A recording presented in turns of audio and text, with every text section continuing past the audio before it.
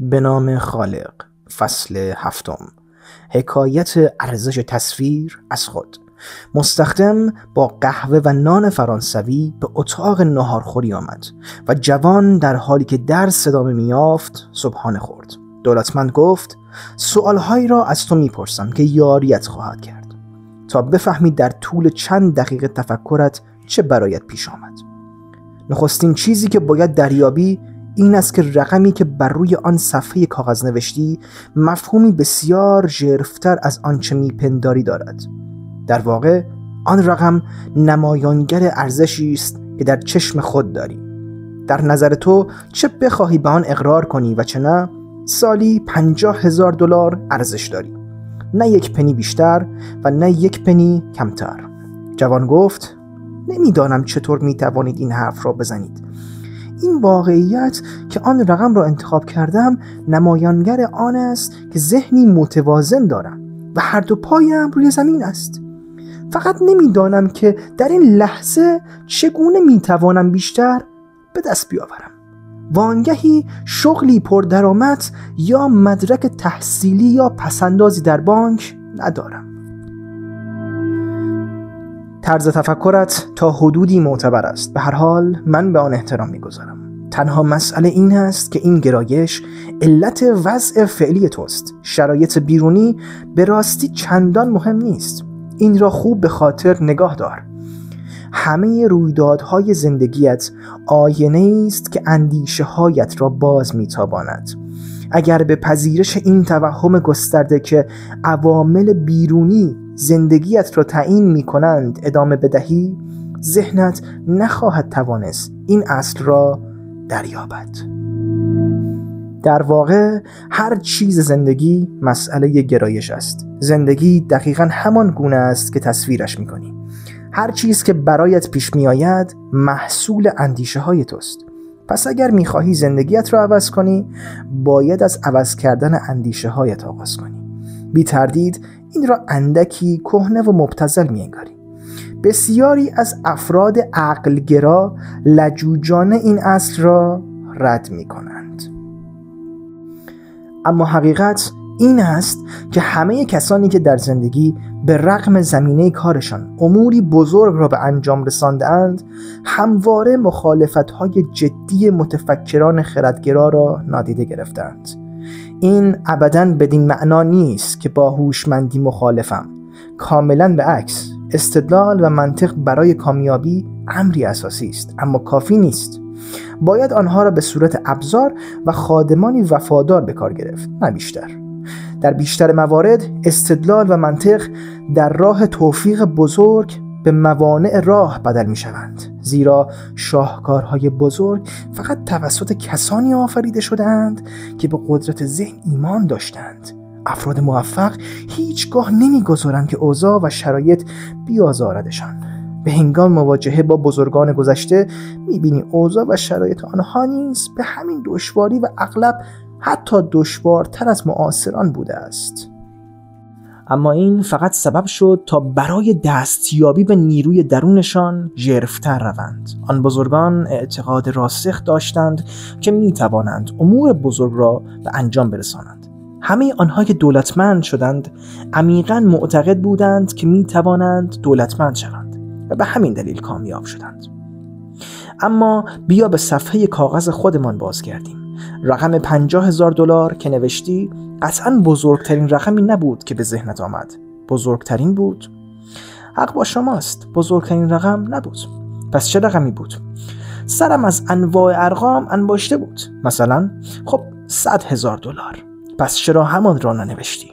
نمیدانم، به گمانم کاملا از دسترس دور بود. تا زمانی که معتقد نباشی میتوانی آن را به دست آوری، به همان شکل باقی خواهد ماند.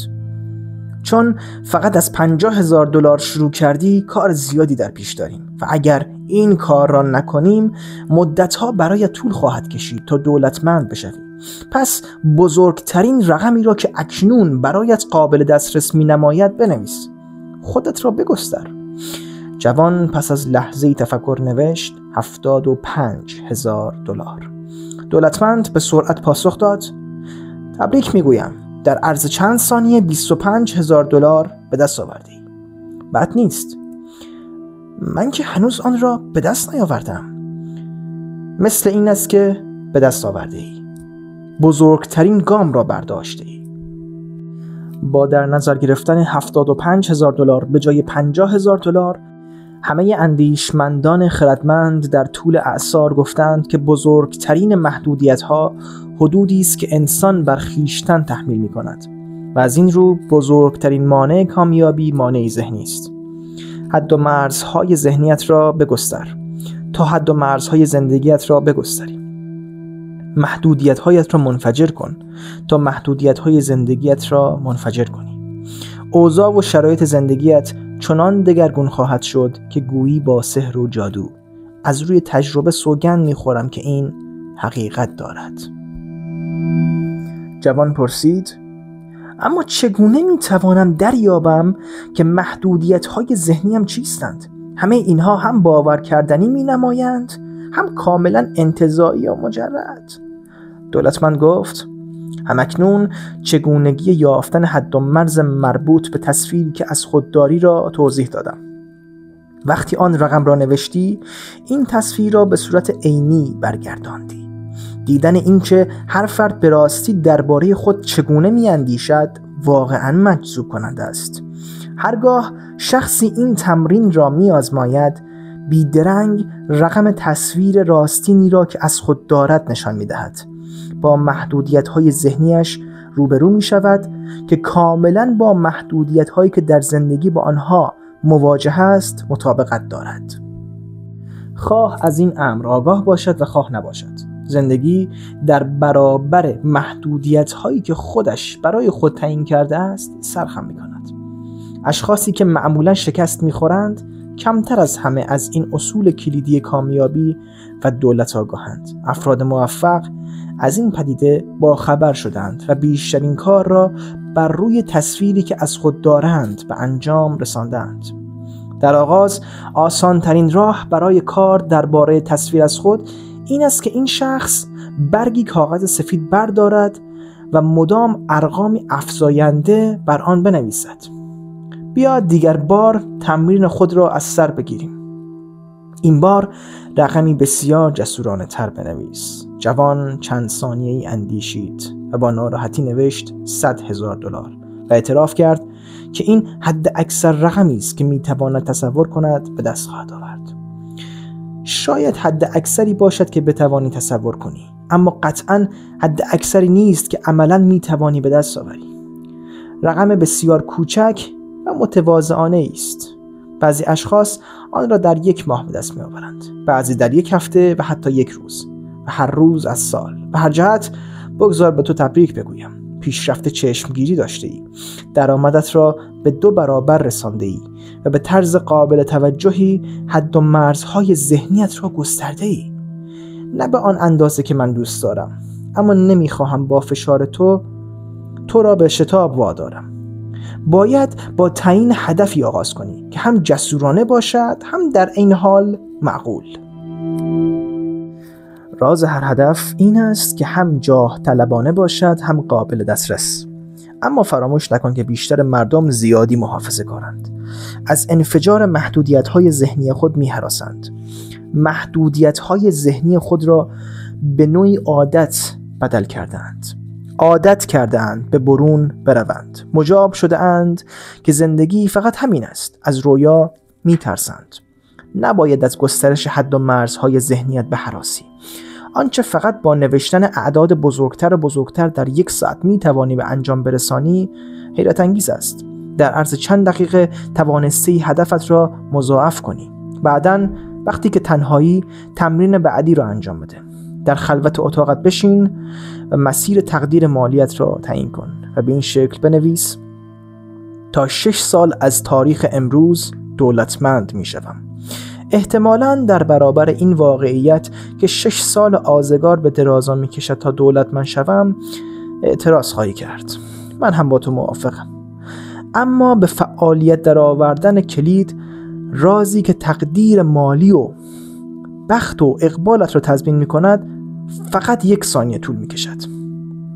خودم با پول نقدی معادل 25,000 دلار امروز شروع کردم که دولتمندی سالمند به من قرض داد و دقیقاً 5 سال و 9 ماه طول کشید تا نخستین $1,000,000 خود را به دست آورم. از آنگاه با استفاده مکرر از این قاعده توانستم با نوشتن ارقامی مدام افزاینده آن را چندین و چند برابر کنم. این قاعده همواره بعضی از مردم را به خنده واداشته است و این عوض نخواهد شد. به هر جهت آنها که میخندند دولتمند نیستند. جوان متفکرانه سر تکان داد. هنوز کاملا متقاعد نشده بود. تماما زیادی آسان مینمود. دولتمند ادامه داد: البته این قاعده برای کسانی مؤثر است که میخواهند چیزی بیش از دولتمند بشوند، اگرچه همه آن جاه طلبی را گرامی نمی‌دارند. این دقیقاً زیبایی این راز است. این در مورد هر رویایی صادق است، از متواضعانه ترین تا شکوهمندترین. میتواند سبب شود که هر سال 5,000 دلار بر درآمدت بیفزایی یا هر سال درآمدت 2 برابر سال قبل شود که از هر جهت عملی است. پس اگر اشکالی ندارد به اتاقت برو و مدتی را در آنجا بگذران تا من هم به سراغ گل سرخ‌های گرانبهایم بروم. جمله هایی را که به تو گفتم بنویس.